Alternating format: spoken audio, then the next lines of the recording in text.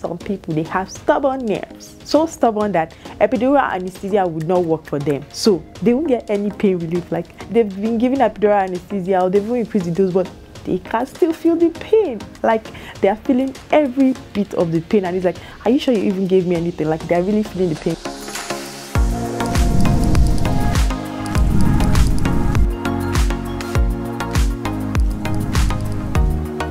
What's up, beautiful people? Welcome to another exciting episode of Labor Room with your pregnancy partner, Dr. O. You already know.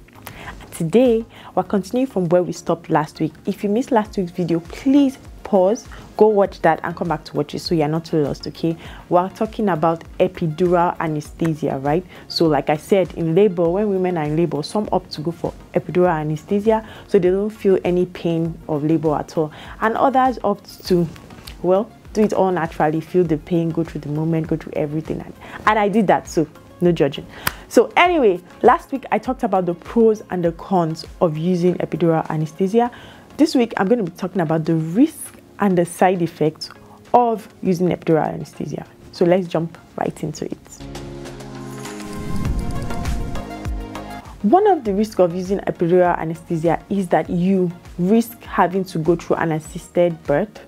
So this means that you are not able to push the baby on your own. So you need help with bringing the baby out. So because you can't push, the doctor has to apply a pulling force to bring the baby out. And what are the things that we can use to apply pulling force? There's the forceps and there's the vacuum. Those are the two things that are mainly used.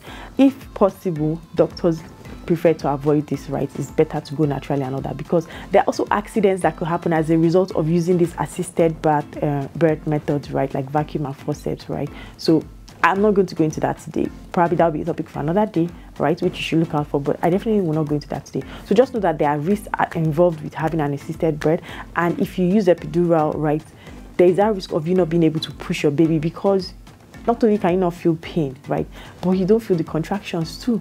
Remember that you push with contractions to help push the baby down the birth canal. So if you don't have contractions, you don't know where to push. Then you rely on the midwife to tell you when to push, right? Midwife has to rely on the monitoring the way your womb looks, like touching it to see the consistency, to see when contractions are strong, or she may have to rely on the cardiotocograph machine. So you see, it can make things a little bit more difficult than it actually should be. So that's one of the risks or side effects of using epidural anesthesia. Another risk or side effect is this bad headache that comes with using epidural. So you might hear some women say, after I used epidural, I had this headache, it was so bad. And it started like within 24 hours and lasted even probably up to 48 hours. For some, they will tell you even months after they still have that bad headache, that it was the epidural and all that.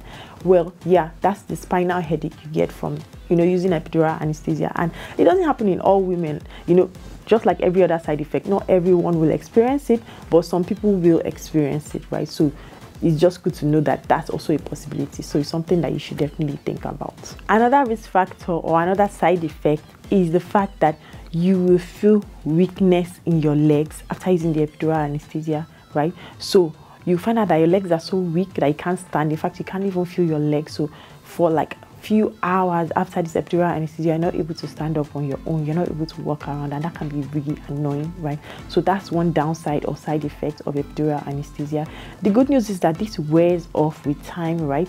But for some, it could take a longer time to wear off, right, than others. For some, maybe an hour or two. For some, 3, 4, 5. Some people will even tell you the whole day. It was the next day that they were able to walk and all that, right? So it also varies with the individual. So that's something you should also keep in mind.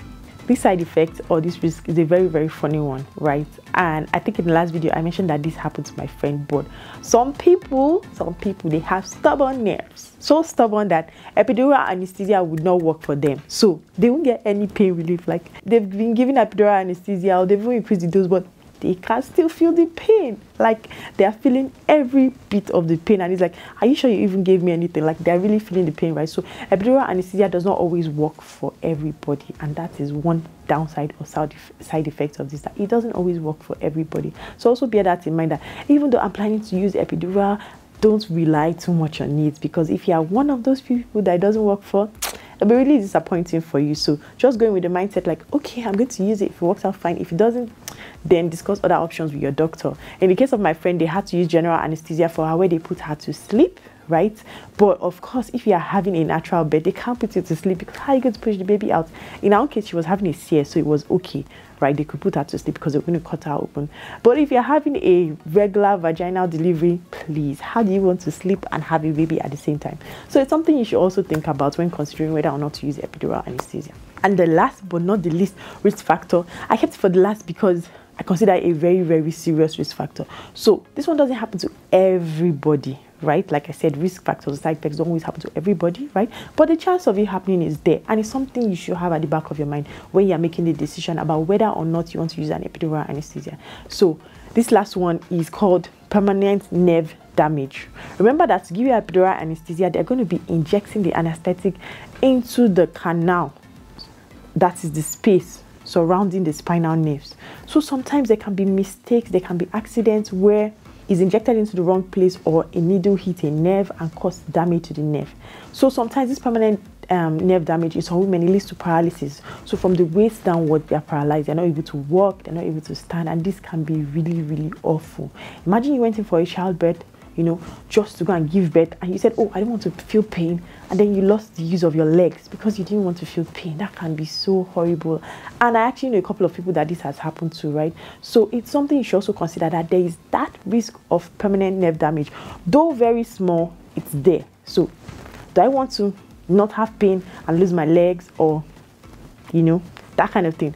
But having said that, I'm not trying to scare you. So many women have had epidural and it has been successful. Like I said, the success rates are much more than the failure rates. So I'm just giving you all your options so you can make an informed decision on whether or not epidural anesthesia is something you want to go for when you're in labor. I hope with these few points of mine, I've been able to help you make an informed decision. If you enjoyed watching this video so far, don't forget to click the like button, subscribe, and share with anyone you think might need to see this. Like I always say, every pregnancy journey might be different, but your pregnancy partner, Dr. O, remains the same. See you next week.